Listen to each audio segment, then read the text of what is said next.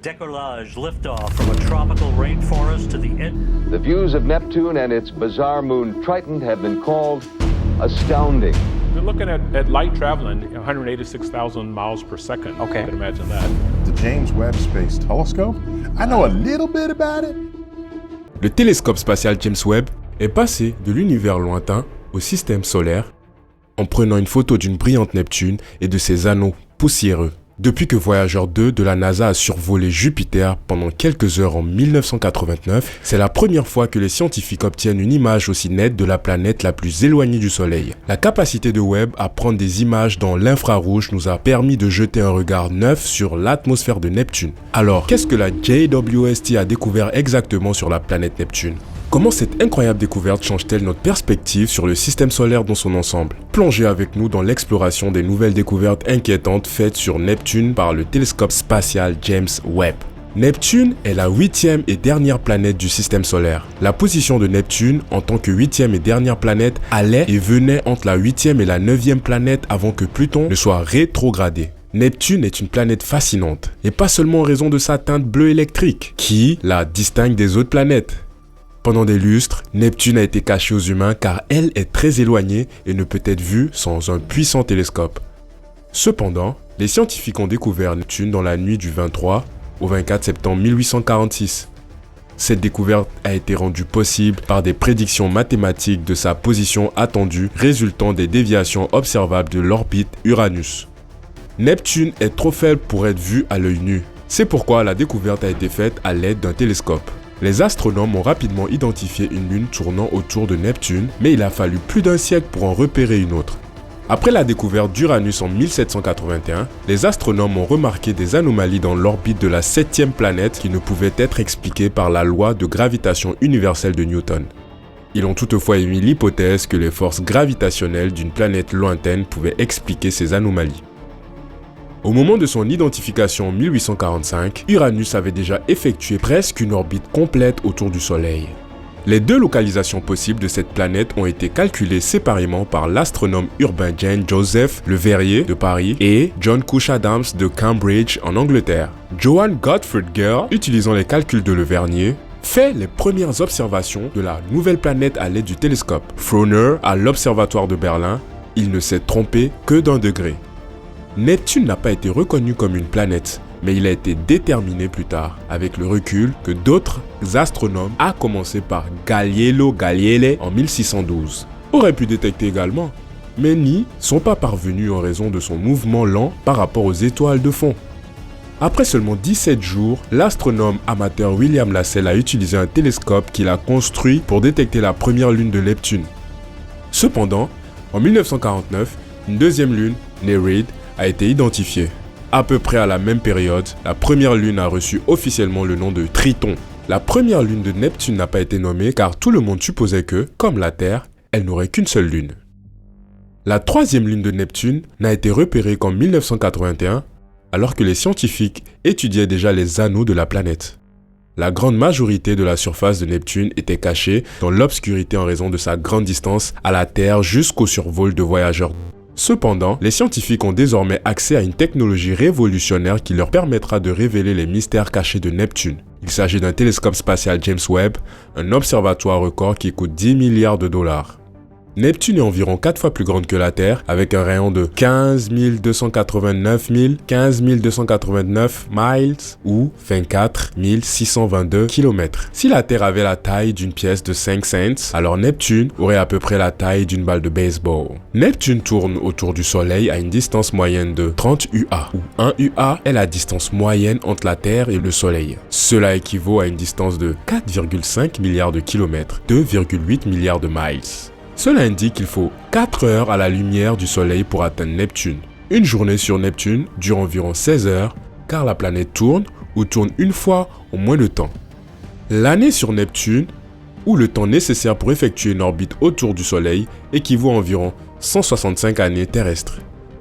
Par conséquent, personne sur Terre ne peut observer une orbite complète de Neptune au cours de sa vie. En fait, il arrive que Neptune soit plus éloigné du Soleil que Pluton, ce qui constitue l'un des nombreux mystères du système solaire. Cependant, il existe une explication simple. l'orbite ovale très excentrique de Pluton la place à l'intérieur de l'orbite de Neptune pendant 20 ans, toutes les 248 années terrestres. C'est entre les années 1979 et 1999 que ce phénomène aurait été observé pour la dernière fois. Vous vous demandez peut-être en ce moment si Pluton et Neptune vont entrer en collision. Mais rassurez-vous, cela n'arrivera jamais, car Neptune fait 3 fois l'orbite du Soleil pour 2 orbites de Pluton. En raison de la réparation de ce schéma, les deux corps sont maintenus à une distance sûre l'une de l'autre. Neptune, comme Mars et la Terre, a une inclinaison axiale de 28 degrés par rapport au plan de son orbite autour du Soleil. Par conséquent, Neptune a 4 saisons distinctes comme la Terre, mais chacune dure plus de 40 ans en raison de l'année extrêmement longue de la planète. Neptune est l'une des planètes célestes possédant des anneaux en plus d'avoir des lunes. La planète contient au moins 5 anneaux qui sont appelés Gale, le Verrier, Lassell, Arago et Adams, du plus proche au plus éloigné de la planète. Selon les experts, les anneaux sont assez récents et transitoires. Grâce au JWST, nous en saurons bientôt beaucoup plus sur Neptune malgré sa grande distance. Si l'objectif premier du télescope est d'étudier les objets lointains qui racontent l'origine de l'univers, le JWST étudiera également les planètes de notre système solaire et obtient déjà des résultats remarquables à cet égard. Neptune apparaît d'un bleu profond sur les anciennes images du télescope spatial Hubble en raison du méthane présent dans son atmosphère. La planète apparaît d'un blanc grisâtre dans les longueurs d'onde d'une proche infrarouge acquise par l'imageur principal de Webb, NIRCam, avec des nuages de glace qui strient sa surface. Les anneaux sont plus réfléchissants dans l'infrarouge, a déclaré McGugaran. Ils sont donc beaucoup plus faciles à voir, selon la NASA. L'image révèle également une luminosité inhabituelle au sommet de Neptune. Les astronautes n'ont pas encore vu le pôle nord de la planète car elle a incliné loin de la Terre et met 164 ans à faire le tour du Soleil. Webb a également découvert 7 des 14 lunes connues de Neptune, dans une vue agrandie, ce qui semble être une étoile très brillante en forme de pointe est en fait Triton, la lune inhabituelle et massive de Neptune, auréolée par le fameux pic de diffraction de Webb. Triton, qui est plus grande que Pluton, semble plus brillante que Neptune en raison de sa couche de glace qui réfléchit la lumière. En revanche, Neptune absorbe la grande partie de la lumière qui lui tombe dessus selon McCaffrey. Triton est la seule énorme lune du système solaire qui tourne autour de sa planète dans le sens inverse de sa rotation, un processus connu sous le nom d'orbite rétrograde. Quand Triton tourne autour de Neptune dans la direction opposée, on pense qu'il s'agit d'un objet de ceinture de Kuiper voisine qui s'est retrouvé piégé dans l'orbite de la planète. La température de la surface de Triton est d'environ moins 391 degrés Fahrenheit ou moins 235 degrés Celsius. La fine atmosphère de la Lune a été détectée à plusieurs reprises depuis la Terre et se réchauffe, mais les scientifiques ne savent pas pourquoi. En scrutant le cosmos à la recherche d'autres planètes comme la nôtre, les astronautes ont découvert que les géantes de glace comme Neptune et Uranus sont les plus répandues dans la Voie lactée. En étant en mesure d'observer ces planètes de manière très détaillée, nous pouvons nous appuyer sur nos observations d'autres géantes de glace, a expliqué M. McGugaran. Alors, que va étudier la JWST sur Neptune ? L'une d'entre elles est un spectacle bizarre sur Neptune où les diamants tombent pratiquement en pluie de ciel. Avec une atmosphère composée principalement d'hydrogène, d'hélium et de méthane, ainsi qu'une température et une pression élevées, les atomes de carbone pourraient se combiner pour créer des diamants et tomber en pluie sur cette planète. Les chercheurs du SLAC, National Accelerator Laboratories, ont même recréé ce phénomène météorologique inhabituel en laboratoire pour montrer que les diamants pleuvent vraiment sur Neptune. Toutefois, avec la JWST, les scientifiques pourront faire bien plus que reproduire. Ils pourront étudier Neptune afin d'en apprendre davantage sur leurs diamants. Comment ces diamants se forment-ils sur Neptune ? Les scientifiques qui étudient Neptune ont découvert que la chaleur intense de la planète est un facteur clé dans la formation des diamants dans l'atmosphère.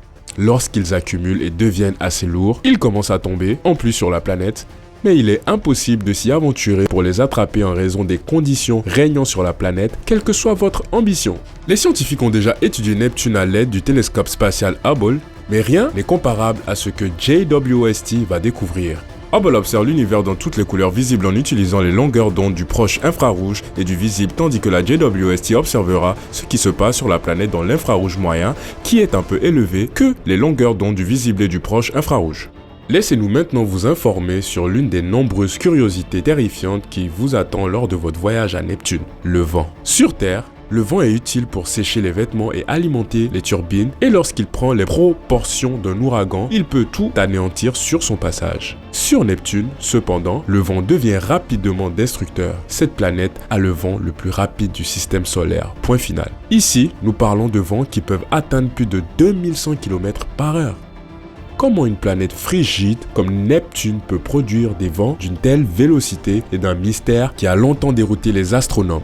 Leur meilleure hypothèse est que les basses températures et les mouvements fluides de gaz dans l'atmosphère de la planète minimisent les frictions, ce qui facilite la production de vents rapides. Si la couleur bleue profonde de Neptune est séduisante, peu de gens connaissent son origine. Plus fascinant encore, la planète voisine Uranus est également bleue, mais pas autant que Neptune. Patrick Irwin, physicien planétaire à l'université d'Oxford, et ses collègues ont trouvé une réponse. Les deux planètes ont une taille et une masse similaires, mais ce n'est pas tout. À l'aide d'un télescope Gemini Nord à Hawaï, du télescope spatial Hubble et d'autres observations, les chercheurs ont acquis une connaissance approfondie de l'atmosphère de chaque planète. Le méthane présent dans leur atmosphère donne à Neptune et Uranus leur couleur bleue distinctive. Cependant, une couche intermédiaire cruciale de méthane sur Uranus semblait être 2 fois plus épaisse que celle de Neptune, et c'est l'existence de cette brume supplémentaire qui a causé la différence apparente. Uranus et Neptune perdent toutes deux leur brume lorsque la glace de méthane est entraînée dans la basse atmosphère où elle tombe sous forme de neige de méthane. Cependant, l'activité accrue de Neptune fait que sa neige se développe plus souvent, ce qui entraîne une couche de brume plus fine et une couleur bleue plus profonde. Irwin et ses collègues tentent également d'expliquer les taches noires de Neptune qui sont visibles sur les images de la planète. Ces régions sont à la fois abondantes en étranges. Elles sont vraisemblablement générées par un assombrissement des particules de brume qui pourraient être causées par l'évaporation de la glace de sulfure d'hydrogène. D'autres études web de Triton et de Neptune sont prévues au cours de l'année prochaine, ce qui permettra de révéler beaucoup plus de leurs secrets.